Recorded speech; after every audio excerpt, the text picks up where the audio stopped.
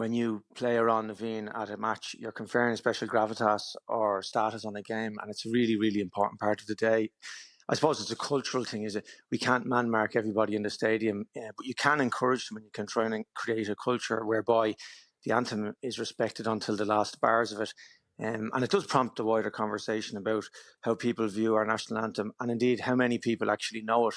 And that's back probably to the education system, where I don't think we teach our children or young people our national anthem in the same way, for example, that the Americans might teach them the Star Spangled Banner.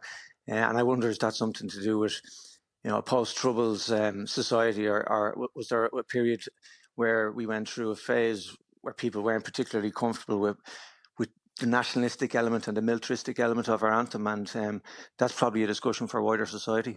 Do you know the lyrics phonetically? And secondly, do you understand what they mean?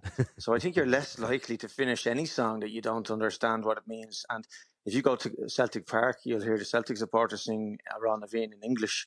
And it was formerly used in English until the 1930s, indeed around the Olympics when it started to be used, the Irish version of it. But I think, yes, there's no doubt if you know something and you're in tune with it, and it resonates with you, it means something to you, you're more likely to stay with it. But I still do think it's a really poignant part of our day.